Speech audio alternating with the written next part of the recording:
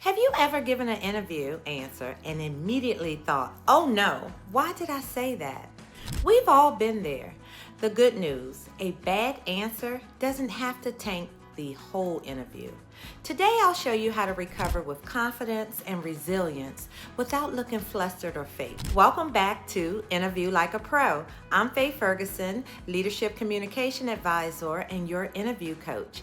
After 30 plus years of hiring everyone from entry-level staff to executives, I've seen impressive candidates stumble and still land the job. Why?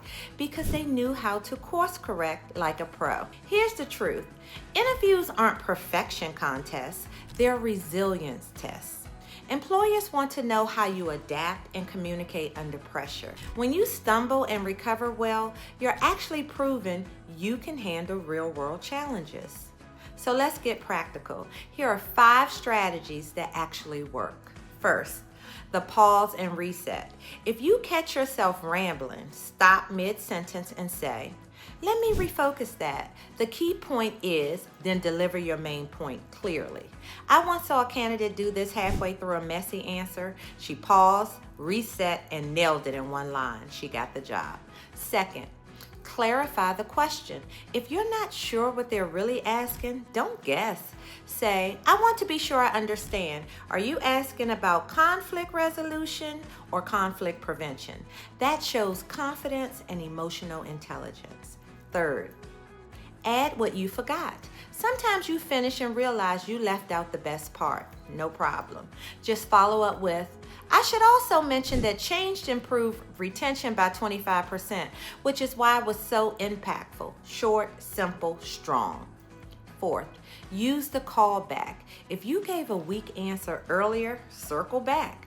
You asked earlier about conflict resolution. Let me share a stronger example. Then give a concise STAR story. And by the way, if you need help with STAR, check out episode 2. Finally, the honest bridge. If you completely blank, try. That's a great question. I like to give you a thoughtful answer. Can we circle back? Or if it's about something new, I haven't used that exact tool, but here's how I get up to speed in the first 30 days. That shows resourcefulness and a growth mindset. Now, a few things not to do. Don't over-apologize with, sorry, I'm so nervous. Don't bluff or make things up, and don't replay your mistake in your head while they've already moved on. One stumble doesn't define the whole interview unless you let it. Here's the mindset shift. Employers aren't looking for perfection. They're looking for how you handle imperfection. I once interviewed someone who misunderstood a technical question. Instead of bluffing, she said, I'm not familiar with that, but here's how I approach learning it. We hired her because she showed initiative and maturity. So here's your practice exercise. The next time you run through interview prep, deliberately mess up one. Then use one of the recovery strategies. Once you know you can recover, you stop fearing the stumble. And if you do slip up, finish strong. Use your closing power questions, the ones we covered in episode 4, to leave them with your best. Trust me, they'll remember your confident finish more than your shaky middle.